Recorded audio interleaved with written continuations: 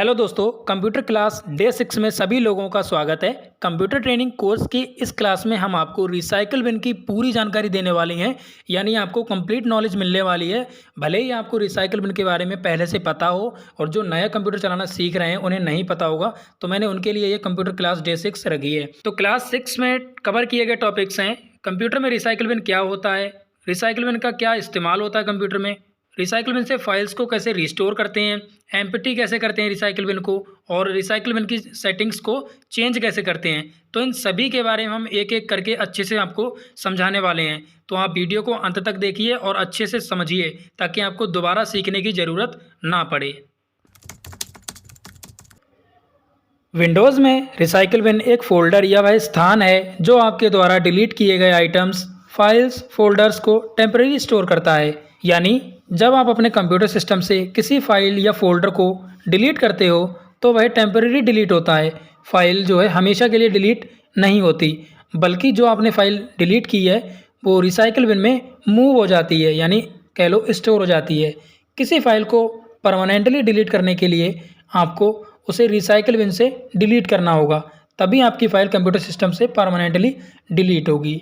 अगर गलती से कोई फ़ाइल डिलीट हो भी जाती है तो आप बड़ी आसानी से रिसाइकल बिन की मदद से रिस्टोर कर सकते हैं। और ये जो रिसाइकल बिन है हर एक विंडोज़ वर्जन में आती है, चाहे विंडोज़ 7 इस्तेमाल करते हो, चाहे 8 या 10 या 11, हर एक विंडोज़ वर्जन में आपको ये देखने को मिलेगी। हर एक विंडोज़ वर्जन में आती है। तो ये जो रिसाइकल बिन है कुछ इस तरीके का आइकन आपको शो हो रहा होगा। अब कह लो इसको हम ट्रैश आइकन बोलते हैं, कचरे का डिब्बा इसे कहा जाता है। तो इस कचरे के डिब्बे में कैसे पता करेंगे, अभी हमने जो फाइल डिलीट की हैं तो यहाँ पर देख सकते हो मैंने कुछ फाइल्स डिलीट की हैं, तो इस तरीके से कचरे का डिब्बा दिखाई दे रहा है। अगर ये खाली होता तो एक ट्रैश आइकन की तरह दिखाई देता। तो ये जो रिसाइकल बिन का आइकन है, अगर आपको डेस्कटॉप स्क्रीन पर शो नहीं हो रहा है तो इसको शो कराने के लिए आपको डेस्कटॉप स्क्रीन पर कहीं पर भी राइट क्लिक करना है। सबसे आसान तरीका मैं आपको बता रहा हूँ। उसके बाद पर्सनलाइज वाले ऑप्शन पर क्लिक करना है, फिर थीम्स वाले ऑप्शन पर क्लिक करना है। उसके बाद रिलेटेड सेटिंग्स के नीचे एक सेटिंग आपको मिलेगी, डेस्कटॉप आइकन सेटिंग्स, इस वाले ऑप्शन पर क्लिक करना है। उसके बाद आपके सामने एक विंडो ओपन होगी। इस विंडो में आपको रिसाइकल बिन अगर अनसेलेक्ट है इसको सेलेक्ट कर लीजिए और अप्लाई पर क्लिक कीजिए, फिर ओके।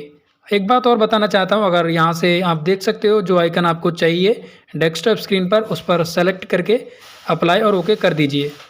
फिर आप अपनी डेस्कटॉप स्क्रीन पर देख पाएंगे आपका रिसाइकल बिन का आइकन शो होने लगेगा। तो चलिए अब हम सीखते हैं कि रिसाइकल बिन से फ़ाइल रिस्टोर कैसे करते हैं। तो फाइल रिस्टोर करने के लिए मैं एक फ़ाइल डिलीट करता हूं। पहले एग्जांपल के लिए एक फ़ोटो है ये, मैं इस फ़ोटो को डिलीट करूंगा। कीबोर्ड से डिलीट बटन भी दबा सकते हो। तो चलिए मैंने इस फ़ोटो को डिलीट कर दिया है।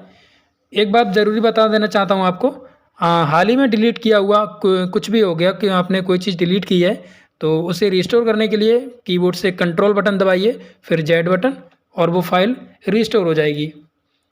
लेकिन अधिक समय हो गया है तो आपको रिसाइकल बिन से ही रिस्टोर करनी होगी।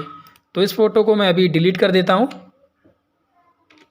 तो अभी मैंने इस फ़ोटो को डिलीट कर दिया है।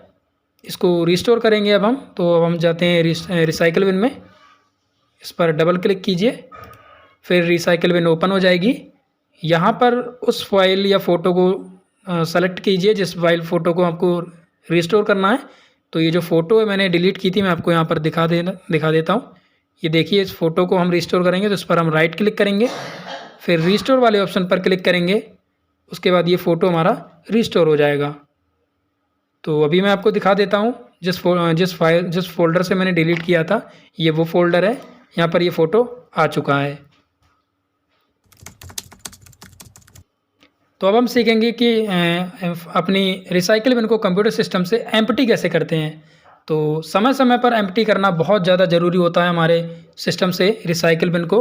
अगर आप समय समय पर रिसाइकल बिन को एम्प्टी नहीं करेंगे तो ये आपका कंप्यूटर का स्पेस घेरता रहेगा और आपके कंप्यूटर सिस्टम की परफॉर्मेंस लो होती चली जाएगी।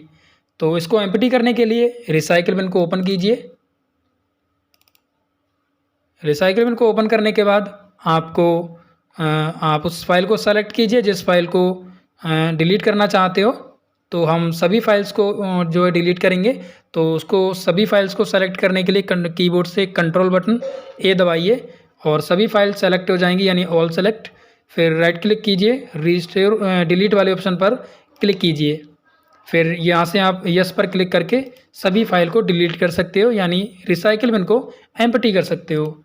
एक और उससे आसान तरीका ये है, आप रिसाइकिल बिन पर राइट क्लिक कीजिए, फिर एम्प्टी रिसाइकिल बिन ऑप्शन पर क्लिक कीजिए। यस पर क्लिक करने के बाद आपकी रिसाइकिल बिन जो है एम्प्टी हो जाएगी। अगर इसमें ज़्यादा फाइल होंगी तो इसमें कुछ समय लग जाएगा, लेकिन अगर आपको एक से मतलब कोई किसी फाइल को डिलीट करना है, किसी फाइल को नहीं, तो आपको रिसाइकिल बिन ओपन करनी है। उसके बाद कंट्रोल बटन दबा दीजिए। जिस फाइल को आपको रिस्टोर करना है उस फाइल को सेलेक्ट कीजिए और जिस फाइल को डिलीट करना है उसको छोड़ दीजिए। तो हम इस तरीके से करना है। फिर राइट क्लिक करके डिलीट बटन या रिस्टोर कर सकते हो। एक और तरीका है दोस्तों, आप अगर अपने कंप्यूटर सिस्टम से बिना रिसाइकिल बिन में भेजे कोई आइटम या फाइल फोल्डर डिलीट करना चाहते हो, परमानेंटली डिलीट करना चाहते हो, तो उसके लिए आपको रिसाइकिल बिन पर राइट क्लिक करना है, फिर प्रॉपर्टीज़ वाले ऑप्शन पर क्लिक करना है। अब यहाँ पर वो ड्राइव सेलेक्ट कीजिए जिसमें ये सेटिंग आप अप्लाई करना चाहते हो।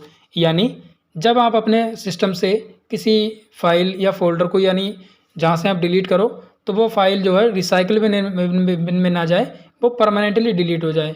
तो उसके लिए आप यहाँ से उस ड्राइव को सेलेक्ट कीजिए, फिर उसके बाद डोंट मूव पे क्लिक कीजिए। यहाँ पर लिखा है don't move the recycle bin, remove immediately when deleted.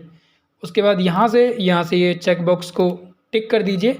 जैसे आप इसको टिक कर दोगे तो इसका मतलब ये है, जैसे आप इसमें किसी फाइल को डिलीट करोगे आपके सामने एक confirmation dialog box open show होगा। उससे हमें एक मौका मिल जाएगा जो ज़रूरी फाइल होंगी डिलीट होने से बचाने के लिए। तो इस पर क्लिक करने के बाद अप्लाई और ओके कर दीजिए। लेकिन मैं आपको एक सलाह देना चाहूँगा, इस सेटिंग को आप अप्लाई ना करें तो ही अच्छा है। आपको एक आसान तरीका बताता हूँ। जैसे मान लीजिए अगर किसी फाइल या फोल्डर को परमानेंटली आपको डिलीट करना है, तो उसके लिए जैसे एक फ़ोटो ये हो गया, अगर मैं इसको परमानेंटली डिलीट करूँगा तो मैं शिफ्ट प्लस डिलीट बटन दबाऊँगा और इस तरीके से जो है डिलीट फाइल हमारी रिसाइकिल बिन में नहीं जाएगी और ये परमानेंटली डिलीट हो जाएगी। लेकिन ये मेरा फ़ोटो है तो उसको मैं डिलीट नहीं करना चाहता।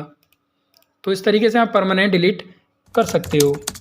अक्सर हमारे कंप्यूटर यूज़र्स के साथ ये समस्या होती है कि उन्होंने कुछ समय पहले कुछ आइटम, फाइल, फोल्डर डिलीट किया जो उन्हें रिसाइकिल बिन में नहीं मिल रहा। ऐसा होने का कारण एक होता है दोस्तों, रिसाइकिल बिन का जो साइज़ होता है, अगर आपने किसी फाइल या फोल्डर को डिलीट किया होगा तो रिसाइकिल बिन का जो साइज़ होता है वो लिमिटेड स्टोरेज साइज एलोकेट किया गया होता है।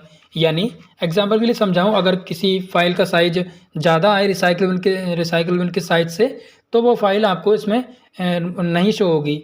तो इसके साइज़ को आप बढ़ाने के लिए आपको क्या करना है, राइट क्लिक करना है, प्रॉपर्टीज़ वाले ऑप्शन पर क्लिक कीजिए, फिर यहाँ कस्टम साइज पर क्लिक कीजिए।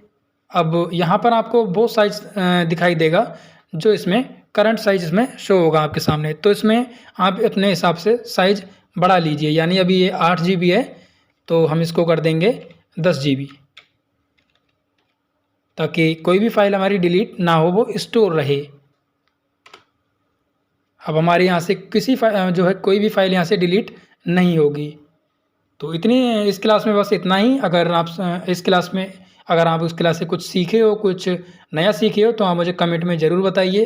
कोई समस्या, कोई विचार है तो आप मुझे वो भी कमेंट में बता सकते हो। मैं पूरी कोशिश करूँगा कमेंट में आपको रिप्लाई देने की। बाकी मिलते हैं क्लास डे 7 में। तब तक के लिए अपना ध्यान रखिए।